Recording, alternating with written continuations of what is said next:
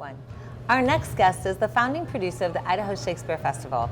He's also the former president of the Idaho Writers Guild, and he has written screenplays, produced and directed films such as One Light, One World, which is a film about the 1992 Olympic Winter Games. We welcome to our show, our voice, Doug Copsey. Welcome, Doug. Thanks, Rebecca. Nice to be here. Great to have you here. And I'm so excited because one of my favorite things to do is in Idaho is the Idaho Shakespeare Festival. So I am dying to know, where did that inspiration come from? Well, it started with a group of actors that I met back in the 70s that were just such a great group. We were doing a bunch of theater together, and we always were talking about how we could make a living as actors as opposed to just doing it for free and having day jobs. And then they built One Capitol Center and that beautiful Greek amphitheater down there, and we managed to get a play put together, A Midsummer Night's Dream, ran it for 2 weeks, 3,500 people showed up, who knew? And we were off and running with the festival. Now this is the 40th summer this year. The 40th summer, that is incredible. Yeah. Well, it has been such an icon for Boise, for the Treasure Valley. And you said make a living as an actor, which reminds me, one of the things you really go out and do for the writing community and the art culture is talking about making a living as an artist, as a writer. So what one tip would you give to writers out there? Oh, there's more than one. It takes a lot of effort, but just like any career, you pick a career and you go down that path. I mean, as far as writing, you just got to write, obviously. If you're going to act, you got to act.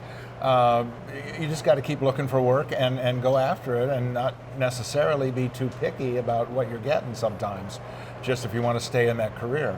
Yeah, so if you want to stay in the career, you want to kind of push yourself, stretch yourself a little bit. Are there some conferences or workshops coming up for writers in the community? There are. Idaho Writers Guild this is our second year of our Writers Workshop series. Every other month we have an author come in for a Saturday morning workshop. It'll be at the Riverside Hotel, and Michael Brent Collings actually is the first one. We're capping it off in October. I'm very excited about Robert Dugoni, a thriller author who is out of Seattle, a best-selling author. He's going to do an all-day Saturday workshop for our final one in October, so that'll be good. We used to do an event called Idaho Writers Rendezvous for 4 years. This year we're changing that up a little and doing an event called Pitch Fest. We've got 4 agents coming in and 4 editors from around the country, and so you sign up for that event, you'll be able to come in and pitch your project, your book, or whatever to agents and get a manuscript evaluation one-on-one with the editors. That's an amazing opportunity for writers to be able to get in front of an agent and pitch your story. Yeah. It's way different than sending those written inquiries. So. Oh yeah, those query letters can be really depressing sometimes. Right. But this is your chance to... The non-responsive. Yeah. It's a little this more is your depressing. chance to be depressed in person when you pitch the agent. But no, it's great. Well, and I'm sure along the path, I mean, you've been writing and developing and creating for years. Is there a funny story? You know, like something happened on the way to writing a story, something that you can share. The writing is just the writing, and sometimes it gets real drudgery, but the one story that does come to mind is actually an acting story. In the 1984 season of the Idaho Shakespeare Festival at the Park Center site, we were doing a brand new play called Robin Hood, and I got fortunate enough to be Robin Hood, which was really fun. So you wore green tights? I had green tights, but the opening scene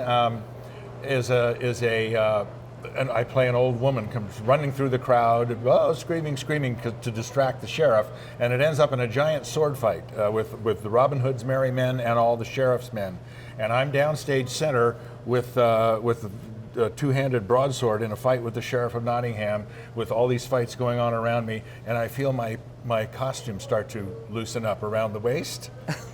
And I mean, you're in the middle of this highly choreographed fight, and you're trying to make it look as real as possible. And here go my pants, right down to my knees. Oh, so it was live stage. It was live stage. There's no editing, 500 people sitting out there, you know, and I'm in my tighty whities in a sword fight. The guy playing the sheriff, Russell, looked at me and he goes, "What are we doing?" I said, "Don't stop." So we kept going. We finished the fight, and I pulled up my pants and walked off. And it was great. The audience, of course, went berserk. They loved every minute of that.